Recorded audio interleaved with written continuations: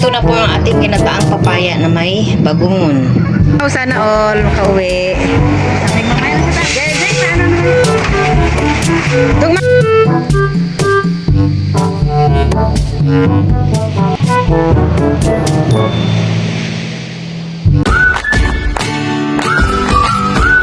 Po ay magtatas po kami ng mga bangka ngayon. At mamaya po ay sigurado po ito ay malakas naman po yung alon.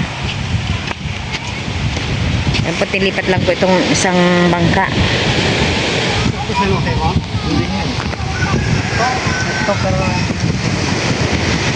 Para po maipasok din po itong mga bangka po na Tito Ninyo at saka ni Tito Deo.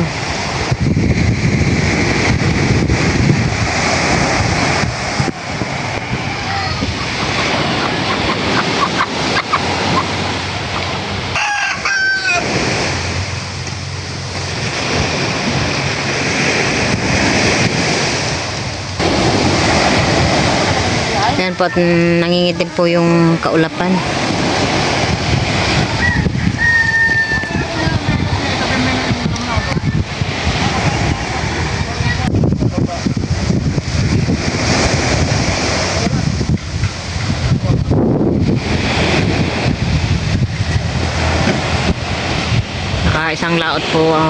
Naka-isang laot lang po si Tito Ninyo. Bali pala nakadalawang laot lang po siya. At ayan po at mayroon na naman pong masamang panahon. Mamaya naman po ay babiyahin na po sila Tita Ago pauwi pong Mindoro. Dalawa po sila ni James.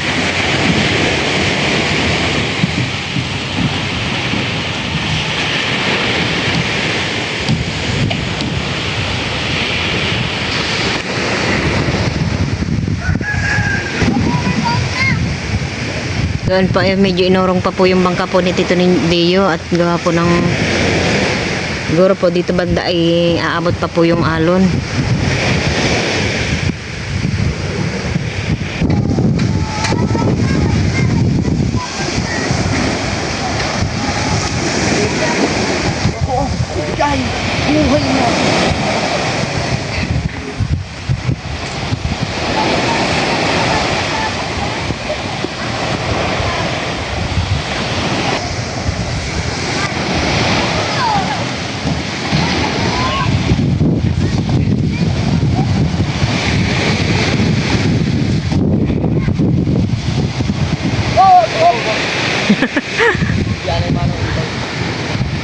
Sobra.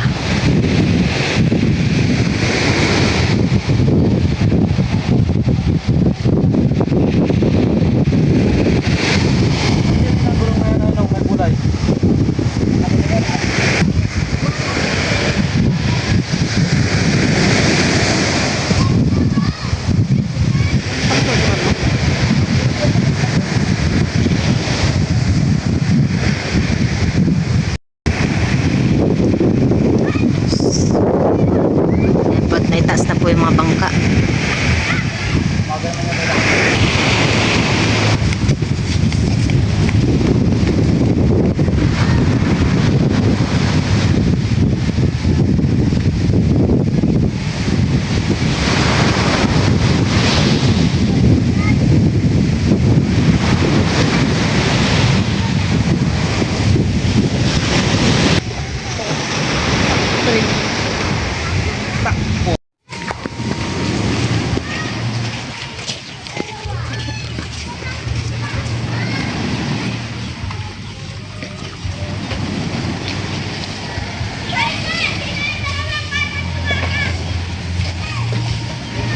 Haba ng ilong niya.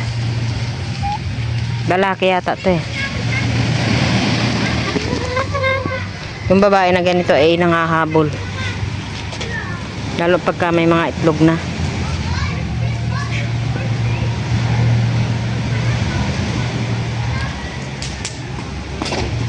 Yung sama yung bote.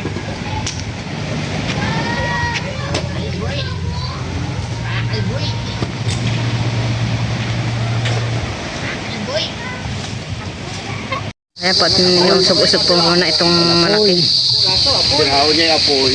Eh, tita na yun, lumaan. Alay na lamang, hindi na lamang siya lumalaot yan, di ba? Shout out. Ayan po at nandito na po yung iba pong mga isda at para po ay isampa na rin po yung kanilang mga bangka. Iwas na lang kayo, iwas na lang dito. Ay, tutok na lang natin ito.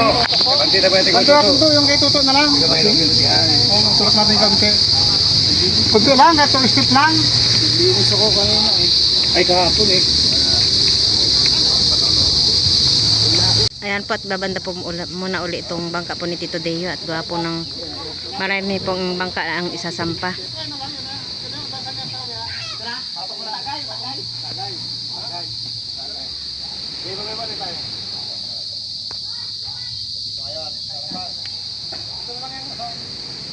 Bro. Kaya makadalan. Hindi mo munta kaya makadalan. Banti kami na banti ay. Kapay na yung mamunta si ay. Dalawang bangka lang kami nata.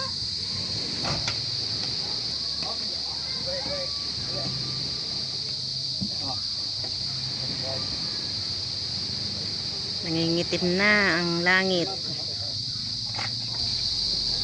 Yan po, isusunod din po ito isang bangka.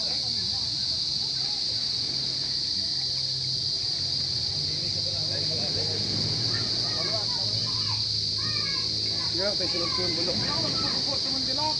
Mas bro, yung bulok. Ay, ako may po naman.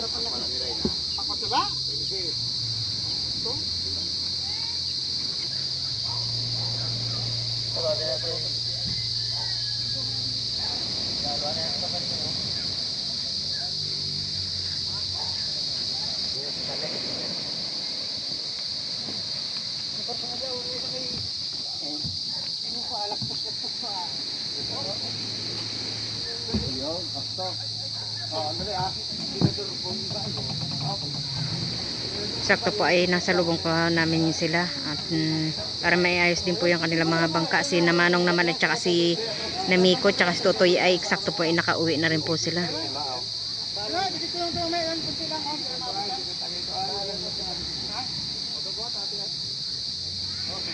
Ayan po at nangingitim na, sobrang nangingitim na po yung langit. Mamaya maya siguro ipapatak na tong ulan. Bali po yung may mga may-ari po ng mga bangka na ito ay wala pa.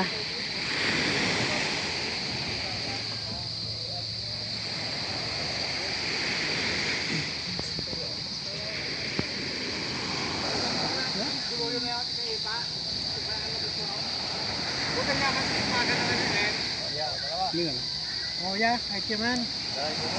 Next.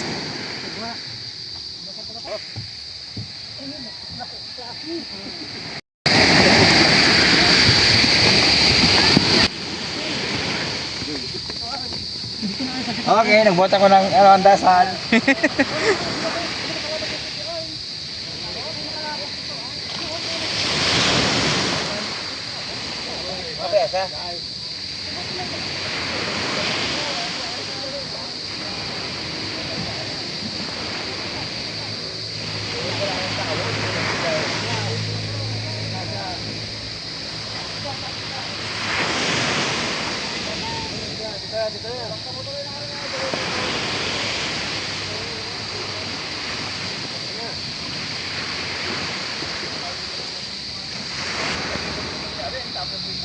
Tulak kami natin. Tulak ka natin. Tulak kami ah. Lain natin yung apoy saglit.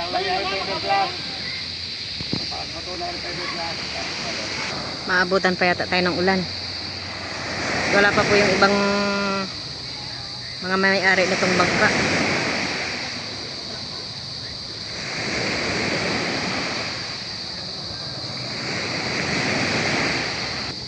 Medyo matatagalan na naman po yata na walang laot.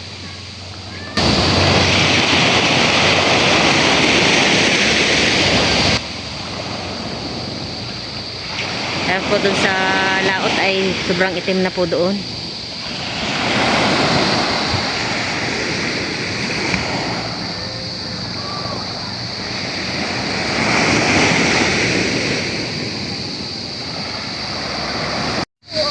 Tapos binuhat din po nila yung malaking bangka at gawa po ng magtapasok pa po ng ibang bangka dito sa looban. Kaya po ay pinagtulungan na po nilang buhatin pa po banda doon.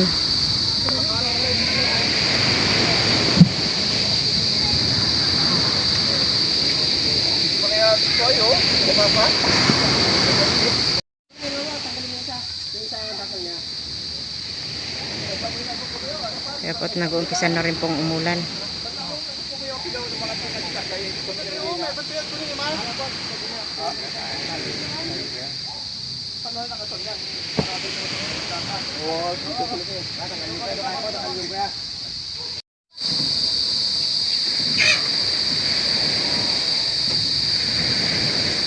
Umuulan na.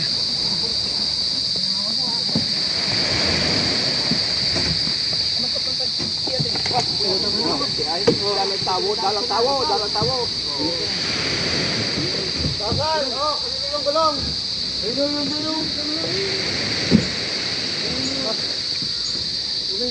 Ayan po at nasa ayos na po yung lahat po ng mga bangka. Naka-safety na po yung mga bangka.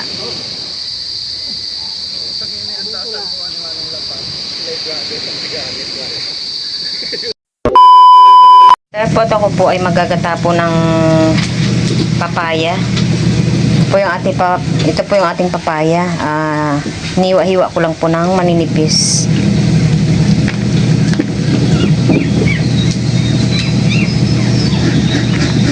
Dito naman po ako po ay nag-gisa na po ng luya. Inuna ko na po yung luya. Sunod ko na yung bawang.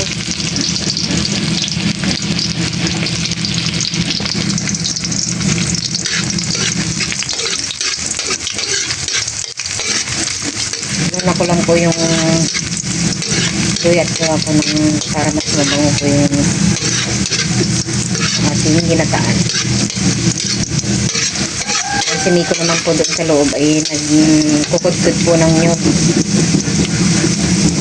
At sunod ko na po itong sibuyas.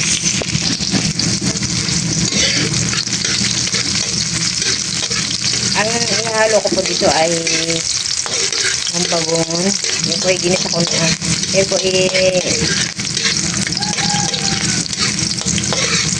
pinakuluan ko po yung kahapon.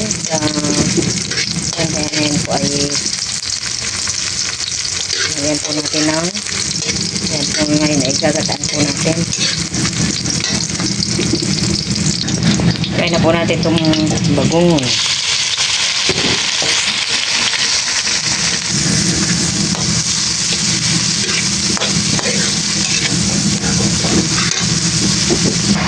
At sinunod ko naman po itong ating papaya.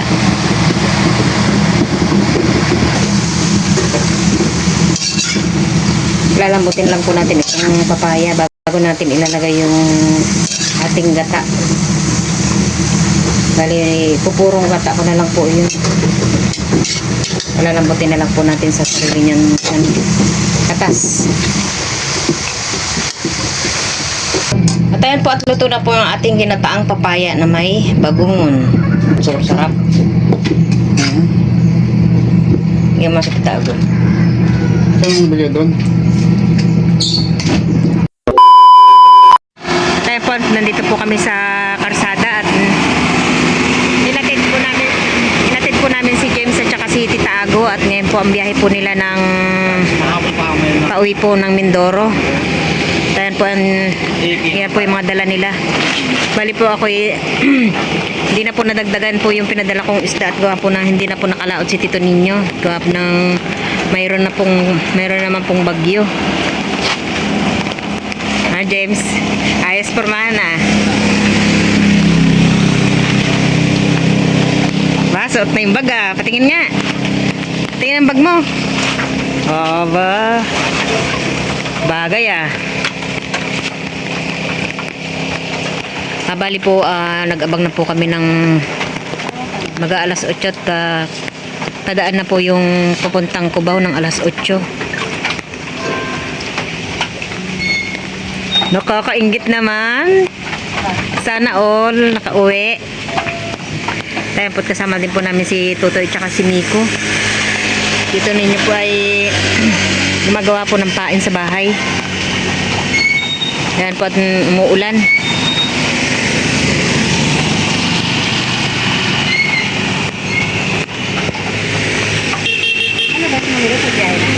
Andun na sila sa Quezon. Alas 2. Alas 2 dumating na sila sa Quezon.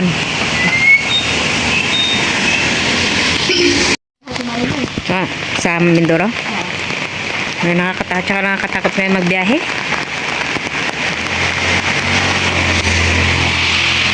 Bagyuhin ang buwan ng July.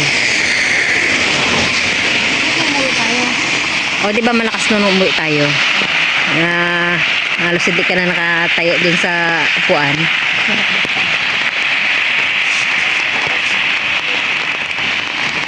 Hindi ka mahihilo kaya, James?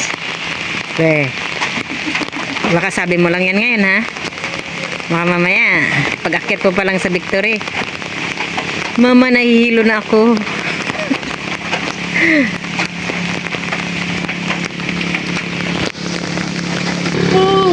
Ano niya, wala ba lumamas?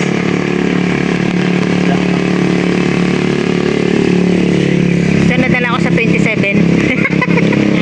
Susunod na lang ako sa 27. Tapos na. Ayan po, tinintay po namin yung bus. Sana po makasakay po sila ng Cubao ng alas 8.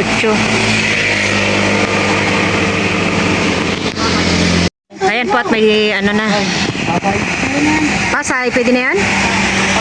At ayan po at may bus na. Sumunod po sa amin si Tito Ninyo. Wow! Mamaya na sa taas! Pasay. Yung tubig mo! Wow, sana all makauwi. Sabi ko, mamaya na sa taas. Jay, paano naman? Dong, mamaya ka na mag-jacket. Ayun na tubig. Tubig din. Yung tubig niya. Pasay lang po kasi yan. Ano na lang? Pwede daw sila dagan sa terminal ng Cubao. Sa ano na lang? Sa anong ka pa?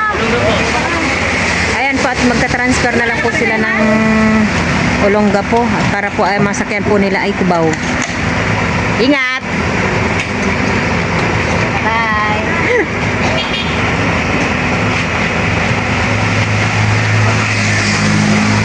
Ay! Bye-bye! Payong? Wala silang payong. Then, ano dadalhin yan? Iiwan yan.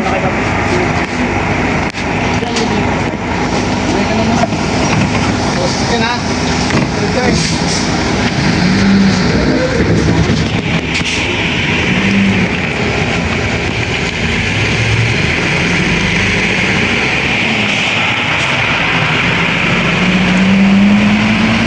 Ayan po at kami po ay pauwi na. At malakas, baka mamaya ay lumakas pa lalo ang ulan.